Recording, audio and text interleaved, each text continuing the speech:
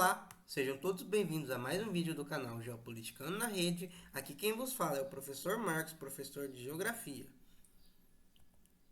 Uma semana após o Qatar anunciar que estava suspendendo o seu papel de mediador no conflito em Gaza, o Hamas disse, abre aspas, estar pronto para aceitar um acordo de cessar-fogo, segundo informou um oficial sênior do grupo na última sexta-feira, que também pediu ao presidente eleito dos Estados Unidos, Donald Trump, para pressionar Israel.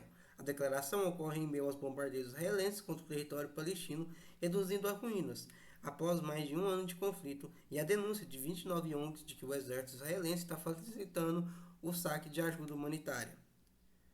O Hamas está preparado para alcançar um cessar-fogo na faixa de Gaza, caso uma proposta seja apresentada e com a condição de que Israel a respeite, disse a AFP Bassem Naim, integrante do escritório político do Hamas em Doha.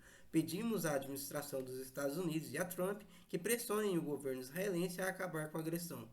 Trump, que deixou claro seu apoio a Israel, prometeu suspender imediatamente após sua posse todas as restrições e atrasos de equipamento militar e munição ao aliado no Oriente Médio, informou ao canal 12 israelense, citado pela Fox News. O republicano também convocou para compor seu gabinete figuras extremistas, como o novo embaixador dos Estados Unidos em Israel, Mike Huckabee, que apoiou o desejo de colonos israelenses de anexar a Cisjordânia ocupada. O Hamas informou aos mediadores que é favorável a qualquer proposta que leve a um cessar-fogo definitivo e a retirada militar da faixa de Gaza, permitindo o retorno dos deslocados, um acordo sério para a troca de prisioneiros e a entrada de ajuda humanitária e a reconstrução, acrescentou Naim. As negociações estão paralisadas e o governo do Catar anunciou a suspensão de sua mediação na guerra entre Israel e Hamas. O motivo foram as rodadas e mais rodadas de conversas infrutíferas.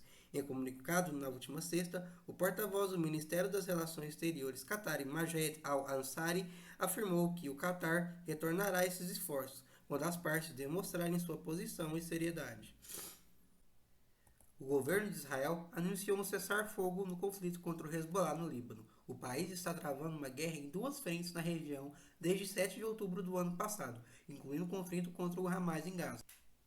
A escalada contínua dos conflitos levou políticos e analistas do mundo todo a manifestar o temor de que o Oriente Médio entrasse em uma guerra total.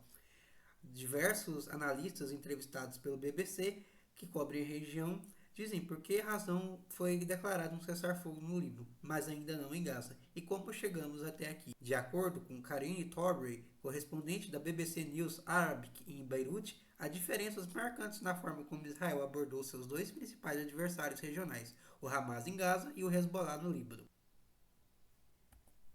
Embora Gaza faça parte de uma entidade atualmente sob ocupação israelense, o Líbano é um estado soberano, embora tenha sido ocupado por Israel, até que a resistência sustentada pelo Hezbollah e outros grupos forçou sua retirada. Apesar de seu enorme poderio militar e de sua supremacia aérea, Israel tem sofrido com sua operação terrestre no Líbano. Depois de quase 2 meses, não conseguiu garantir o controle das cidades do sul, nem conseguiu neutralizar a capacidade de lançamento de foguetes do Hezbollah em direção ao norte. O Hezbollah também conseguiu aprofundar seus ataques no território de Israel, interferindo no dia a dia das principais cidades. Isso acontece em um momento em que o exército israelense está sofrendo um número cada vez maior de baixas no sul do Líbano. Israel também não conseguiu criar condições para o retorno dos moradores desalojados ao norte do país. Isso pode ter sido uma questão importante para convencer o primeiro-ministro israelense Benjamin Netanyahu a concordar com um acordo de cessar-fogo com o Hezbollah. Soma-se isso ao esgotamento do exército israelense e os efeitos políticos e econômicos de ter que convocar cada vez mais reservistas para o conflito. Leila Nicholas, autora do livro Global and Regional Strategies in the Middle East, Estratégias Globais e Regionais no Oriente Médio, em tradução livre, também observa que os israelenses não têm um plano claro para o dia seguinte, ao fim da guerra em Gaza. Segundo ela, isso é algo que pode ser deixado para depois que Donald Trump tomar posse como presidente dos Estados Unidos em janeiro. Em contrapartida, já existe uma estrutura clara para o acordo com o Líbano, que é a base sobre a qual os termos de cessar-fogo foram negociados. Ele se baseia na Resolução 1701 do Conselho de Segurança da ONU, que encerrou a guerra entre Israel e o Hezbollah em 2006. Muitos aspectos do acordo permanecem obscuros ou ambíguos. Isso indica que ambos os lados tiveram que rever seus objetivos iniciais para que o acordo funcionasse. Israel não foi capaz de eliminar totalmente a ameaça do Hezbollah e garantir por meios militares o retorno seguro de seus cidadãos ao norte de Israel. O Hezbollah, abalado pelos vários golpes em sua liderança, instituições e comando militar, também parece ter abandonado sua condição original de não interromper os ataques às posições israelenses antes do fim da guerra em Gaza. Também está claro que o Irã, um apoiador financeiro e ideológico do Hezbollah, não gostaria que o Hezbollah fosse arrastado para uma guerra de grande atrito, também conhecida como guerra de exaustão, que vai esgotá-lo ainda mais, acrescenta Nicholas. Adam El-Bursh, correspondente da BBC News Arabic em Gaza, afirma que algumas pessoas em Gaza se referiram ao acordo com uma decisão do Hezbollah ao abandonar a estratégia de unidade das frentes. Esse é um conceito adotado pelo Hezbollah e pelo Hamas no início da guerra com Israel para coordenar as operações entre os membros do chamado Eixo da Resistência, que inclui outros grupos em Gaza, os Houthis no Iêmen e outros grupos menores no Iraque. A principal diferença que explica a existência do acordo de cessar-fogo do Líbano e a falta de um em Gaza é que o Hezbollah deixou as negociações nas mãos do governo libanês, enquanto o Hamas está liderando as negociações em Gaza e se recusa a ser representado pela autoridade palestina em Ramallah.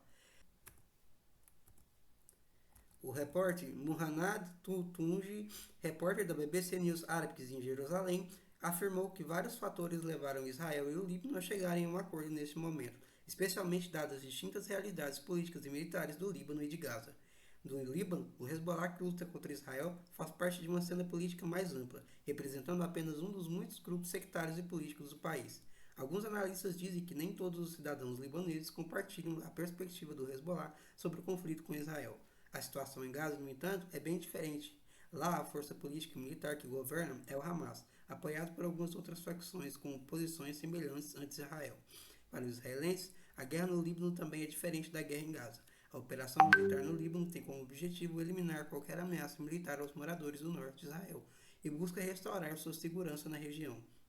Em Gaza, Israel declarou sua intenção de erradicar completamente o Hamas, uma meta que ainda não foi totalmente alcançada. Israel também pretende recuperar os 101 reféns que ainda são mantidos em Gaza, o que afetaria qualquer negociação de cessar-fogo. O ex-chefe do Conselho de Segurança Nacional de Israel, Yaakov Amidror, disse à BBC que muitos libaneses temem que o conflito possa se espalhar para outras partes do Líbano. Isso, segundo ele, poderia levar a uma destruição semelhante à observada nos subúrbios do sul de Beirute.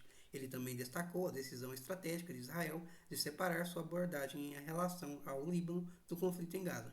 Para Israel, isso é crucial, pois permite que o país se concentre em erradicar completamente o Hamas em Gaza. Ele explica. Amidror enfatizou que o verdadeiro teste do cessar-fogo não estava no acordo em si, mas em sua implementação, e questionou como Israel reagiria se o Hezbollah violasse o cessar-fogo. É isso aí, pessoal. Caso você tenha gostado desse vídeo, se inscreva no canal, curta, compartilhe com seus amigos, ative o sininho para acompanhar os próximos vídeos e até o próximo vídeo, se Deus quiser.